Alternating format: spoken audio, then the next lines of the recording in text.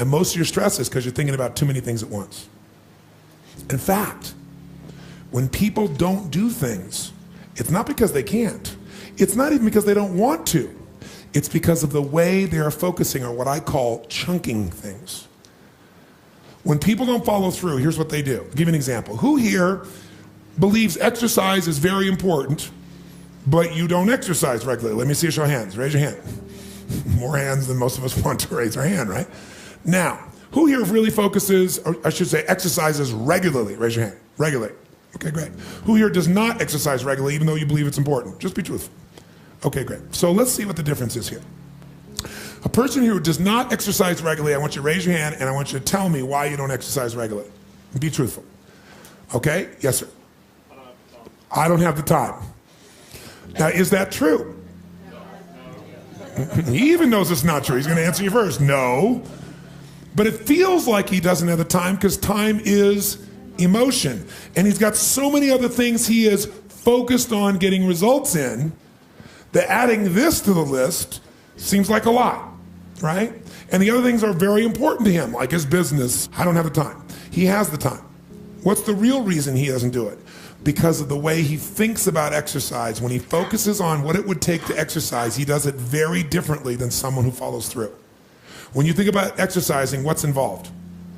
At the moment, about mile 14 of the London Marathon. Quite painful. Okay, he starts thinking about, I got to get to mile 14 of the London Marathon, and that even the thought of trying to get to the 14th mile, much less the 25th mile, is like beyond my imagination right now. So he is what I call over-chunked. He's not thinking about what he wants, he's thinking about what's painful. You just saw a perfect example. He's not even thinking about victory or succeeding. So the chance of him following through on something that he associates major pain to, when he can do something else right now he can feel competent or successful at, his chances of following through are very limited. How many will follow that? Say aye. His focus is on failure. His focus is on pain. That's why he isn't following through. Okay? He's also focused on the 14th mile of a marathon rather than today's workout. Which one seems more daunting to you? So when you think of what it, and here's also what he's thinking about. He's thinking about the process, not the outcome or result he wants. And when you think about what it's going to take to do something, usually it takes a lot and you're not going to want to do it. So he's overchunked himself. He's trying to eat the whale whole without taking any smaller bites. And it seems too big for him, so he says, well, I'll do it when? Later. As my Australian friends would say, later.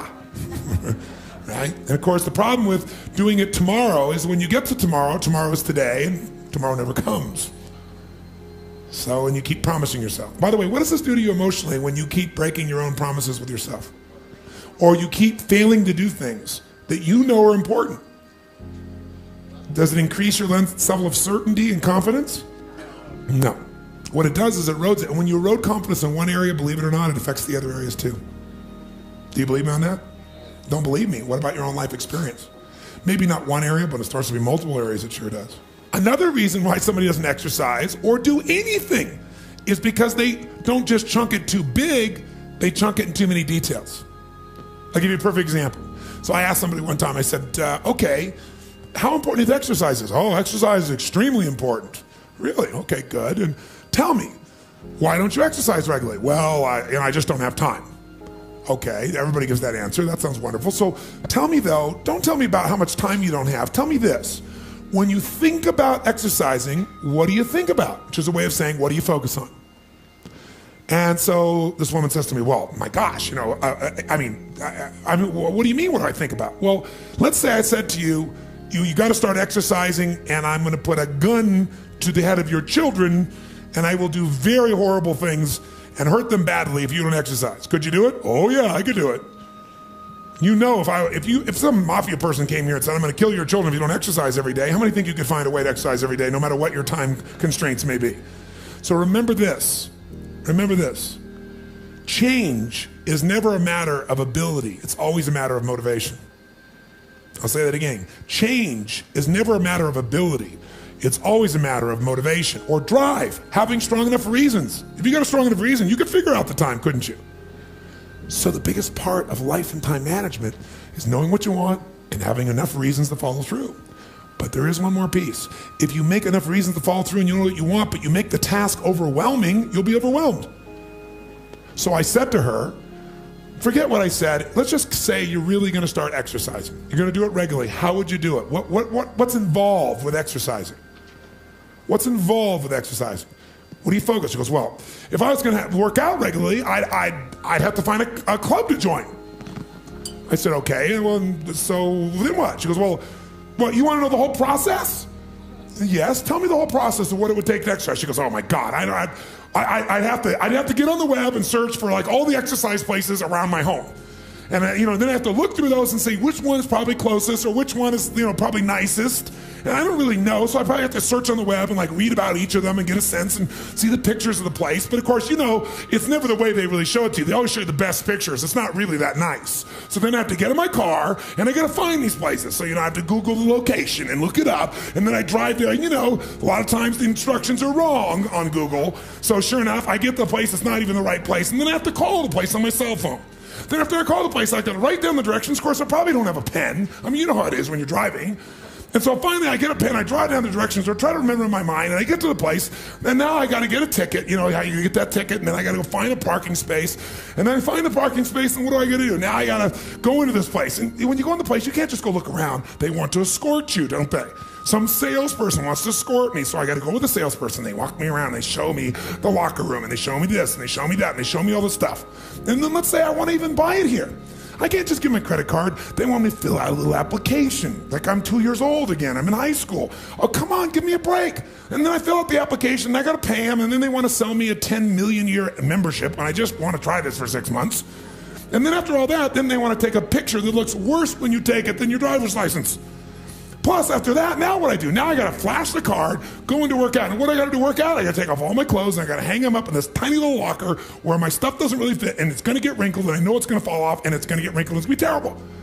And so let's say now I do that, and so I go to the first station. I got to figure out which station to go to, so now they probably want to give me some trainer who's going to tell me what to do.